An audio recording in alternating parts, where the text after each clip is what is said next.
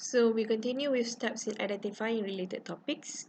So when I say topics just now, it has to be a topic of interest. Okay, so interest does not simply mean it can be anything under the light, but it still has to fulfill certain requirement where you have enough sources to support your claims later on. Okay, and then it has to be a topic that has recent to latest sources to support you. So recent to latest sources means it has to be at least 5 years recent. Okay, and then when you want to find a topic later on, it has to be a topic that contributes to the development of knowledge. For example, you want to write something um, from the education theme. So you will be contributing to the development of knowledge in that particular field.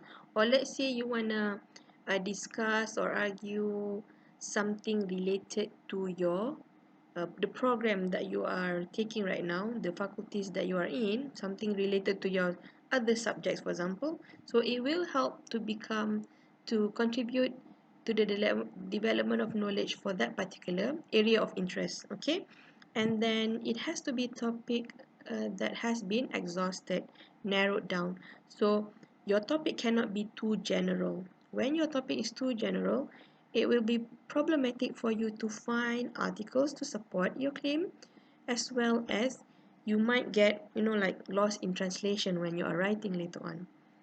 And then lastly, you need to read articles first before you finalize a topic. Don't rush into finalizing a topic when you have not equipped yourself with sufficient reading in advance. So you have to read first, and then, oh, this is a topic that I am interested in to investigate and then further explore. And lastly, write about it. Okay. Next, finding topics and related readings. So in finding a topic, it depends on the theme and your interest. So themes that we have, for example, education, entertainment, sports, social issues, health and environment, economics, and engineering, etc. etc. Okay, so it can fall under any themes, but for each theme that you are looking right now, for each theme that I have mentioned just now, what comes into your mind?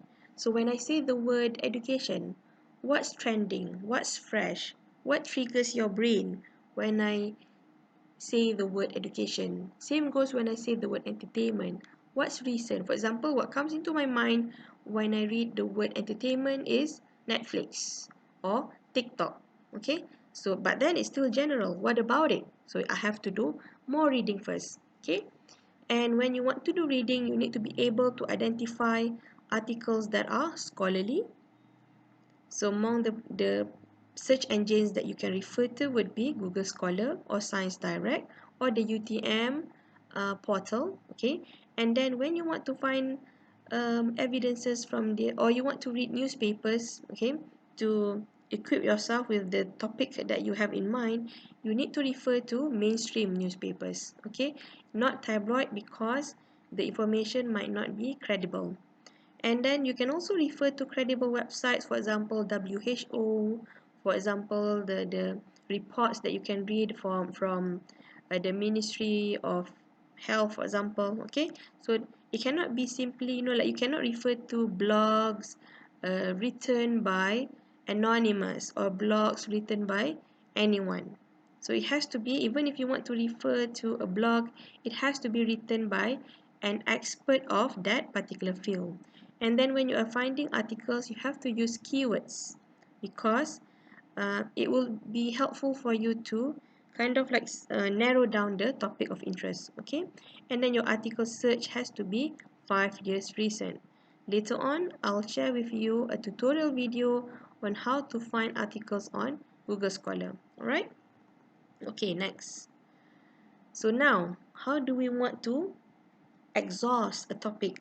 Let's say, for example, I'm thinking of the theme education. So then what's fresh, what's recent, what's trending? So let's say, for example, what is everyone going through now is online learning. Alright, but Online learning is still general, so I have to ask myself. You have to ask yourselves, what about online learning? What do you want to focus on? Is there anything that you agree or disagree with regards to that particular general topic? So let's say you have discussed, like you have brainstormed together with your group members, and then you come to a conclusion, oh, this is something that we want to investigate. Online learning leads to demotivation of students. So now the topic has become very specific, okay, because we're talking about online learning leading to something, leading to what? Demotivation. And then there's a targeted group that we are focusing on, which is a group of students. So now our topic, from the theme just now, education, we had we came up with a general topic, and then we have exhaust all the questions. There's no more questions that we can ask, and then we have finalized the topic 2. Online learning leads to the motivation of students.